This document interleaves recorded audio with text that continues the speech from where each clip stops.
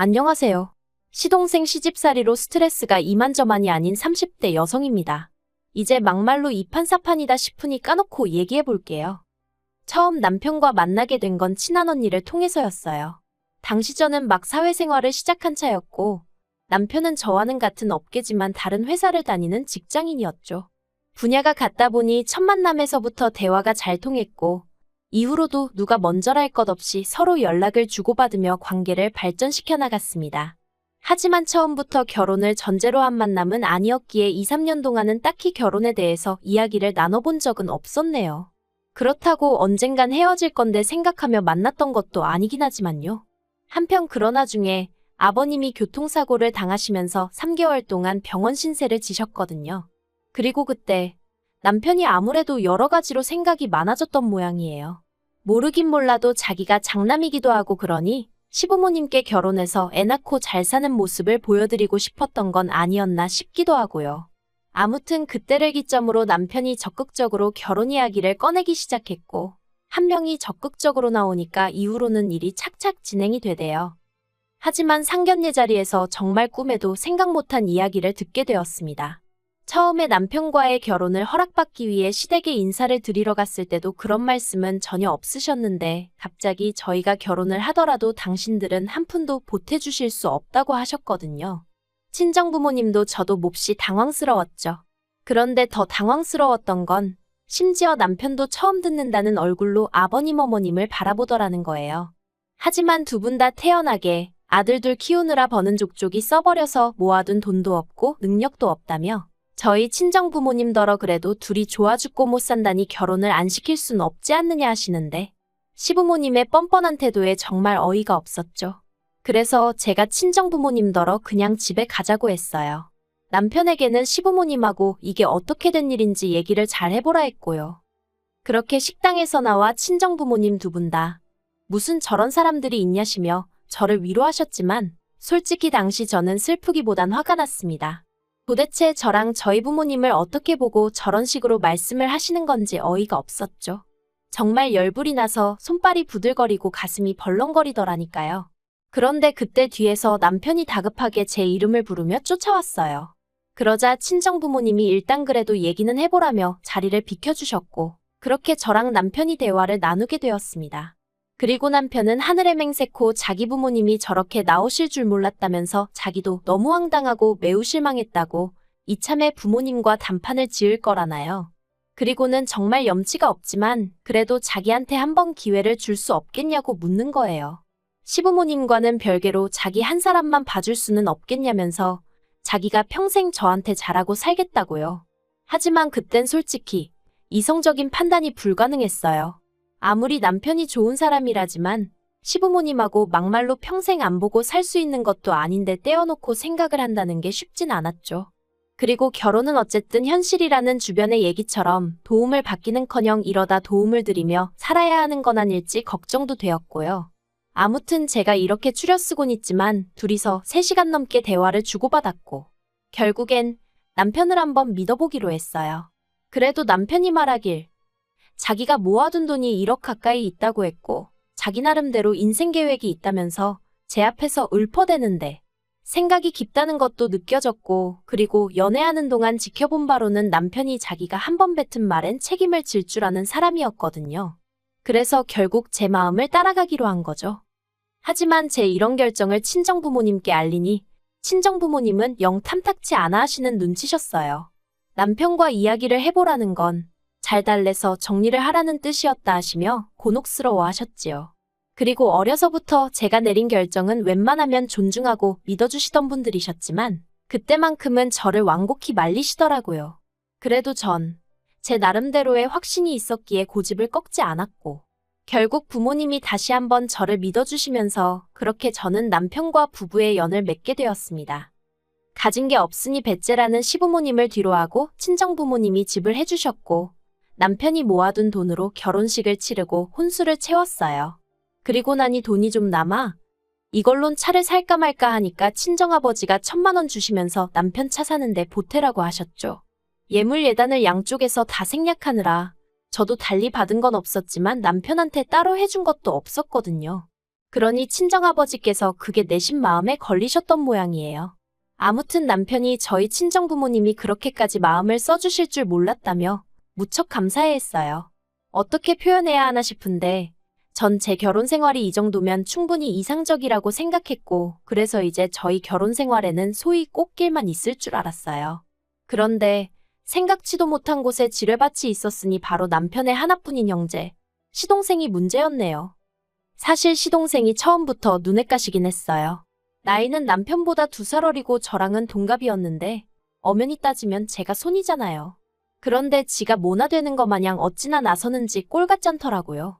처음에 시댁에 인사를 드리러 갔을 때도 어머님 아버님이 뭐라 말씀도 하시기 전에 저희 집 종교가 뭔지 제사는 지내는지 그런 걸 묻더니 자기네는 사촌들하고도 사이가 다 좋아서 가족 간의 화합이 중요하다 어쩌다 하는데 전 속으로 너나 잘하세요 그러고 있었네요.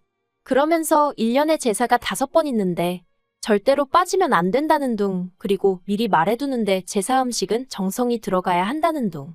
그러니까 남편이 시동생더러 원래 음식은 정성이라지만 너는 뭐 먹을 줄밖에 더 아냐고 무안을 주대요? 하지만 그 소리를 듣고 시동생이 기껏 한다는 말이 우리 집안 여자로서 어떻게 해야 할지 미리 귀뜸을 해주는 거라나 어쩐다나. 어이가 없었죠.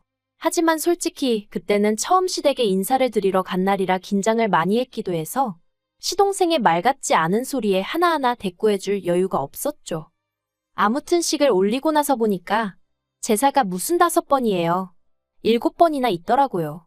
그런데 문제는 이 제사를 지내기 위해서는 여자들끼리 1차로 시댁에 모여서 음식을 하고 느지막이 남자들이 오면 그제서야 다 같이 시골로 이동을 하는 굉장히 비효율적인 방식이었어요. 게다가 거의 이틀에 가까운 시간을 할애해야 했는데 저는 남편과 마찬가지로 회사를 다니고 있었으니 도무지 그럴 만한 시간이 없었죠. 그래서 남편에게 내가 꼭 가야 하냐니까 안 가도 된답니다. 본가에는 자기가 얘기할 테니 걱정하지 말라면서 말이죠. 그래서 명절의 제사에는 참석하지 않았어요. 대신 어머님 계좌로 제사가 있을 때마다 30만 원씩 보내드렸습니다. 충분했을지 어땠을진 모르지만 제 나름대로 죄송한 마음을 담아 보낸 거였죠. 그리고 다행히 어머님도 그에 대해서 별 말씀 없으셨고요. 하지만 황당하게도 시동생이 또 나서더라고요. 그날도 저는 회사에 있었는데 시동생 번호로 전화가 걸려오길래 이걸 받아마라 하다가 그래도 혹시 어머님 아버님한테 무슨 일이라도 생겨서 한 전화일지도 모른다는 생각에 그냥 받았더니만 대뜸 형수 또 안 와? 이러는 겁니다. 어이가 없어서 형수가 아니고 형수님이라고 불러주세요 했더니 지금 그런 것 따지자고 전화한 게 아니래요. 그래놓고는 기껏 한다 소리가 홍씨 집안 맏며느리 자리에 들어와서는 매번 시어머니 혼자 음식을 하게 하냐면서 저더러 시어머니를 무시하는 거냐고 친척들 사이에서 어머님 체면이 뭐가 되겠냐입니다. 그래서 제가 그런 걸로 어머님을 무시하는 분이 계시다면 그분이 이상하신 거 아니냐고 받아쳤어요.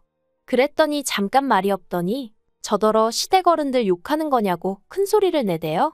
하지만 저도 시동생을 한두 번 겪는 것도 아니고 들은 채만 채하곤 아무튼 제가 바쁜 게 아니라 남편이 바쁘니까 못 가는 거라고 했어요.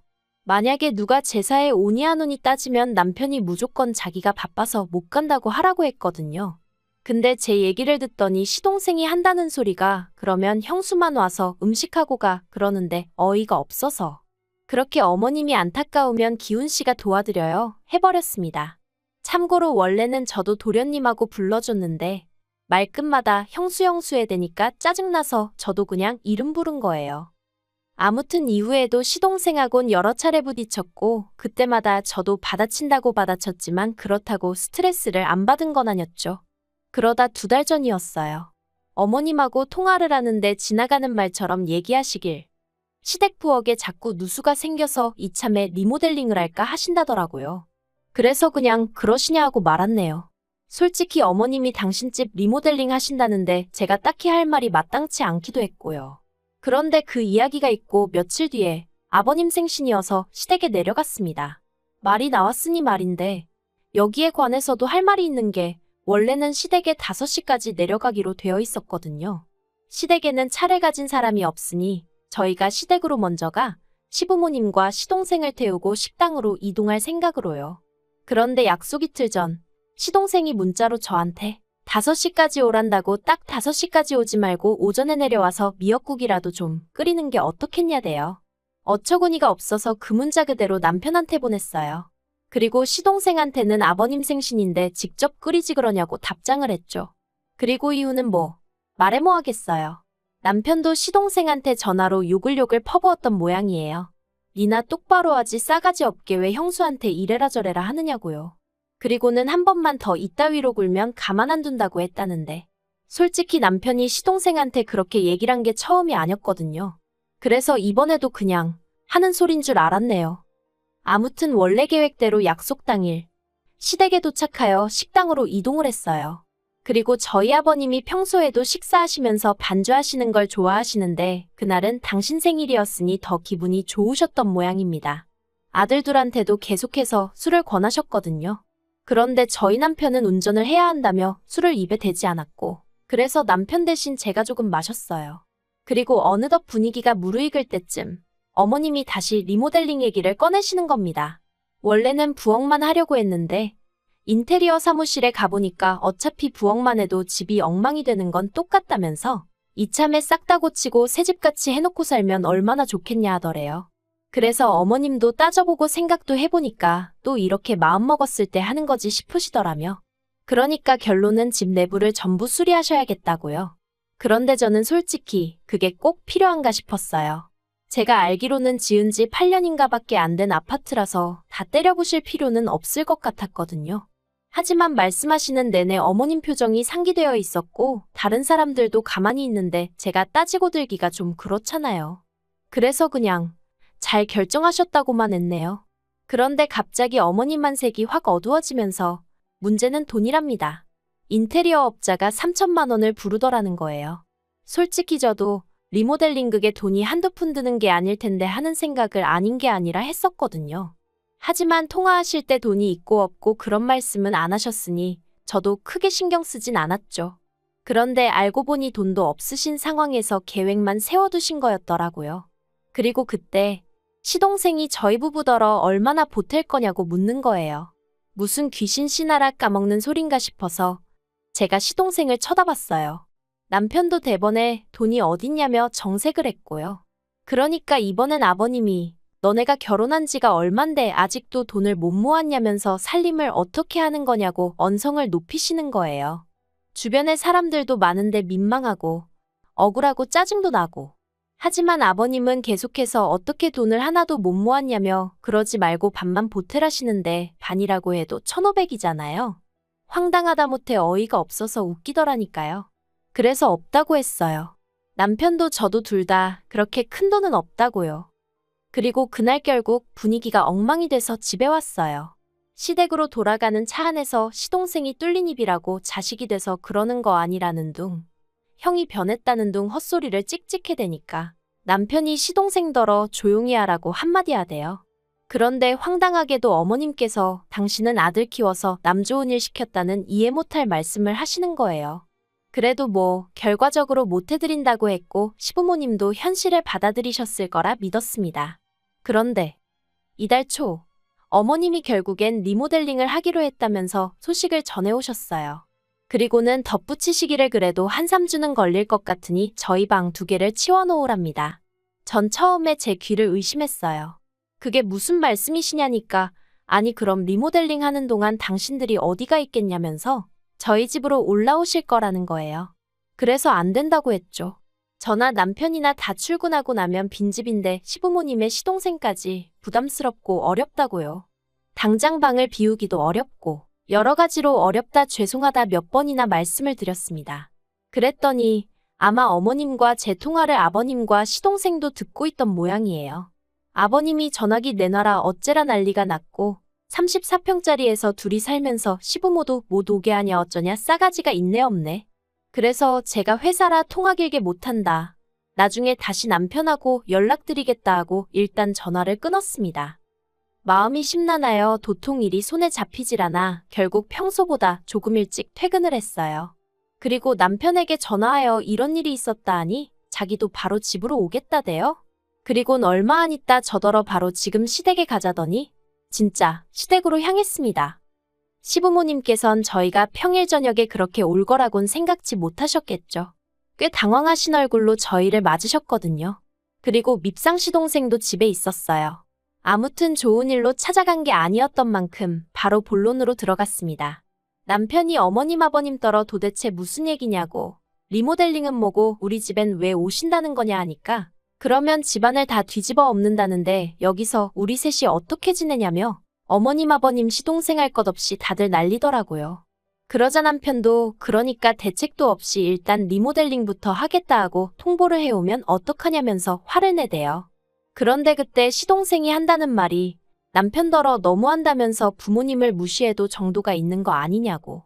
형수가 얼마나 무섭길래 그러냐며 막말로 형수가 시부모님 못 오시게 하고 그러면 형수를 두들겨 패서라도 정신머리를 고쳐놔야지. 어떻게 형수한테 휘둘리고 살 수가 있냐면서 남편더러 실망이다 그러는데 제가 방금 뭘 들은 건가 싶더라니까요.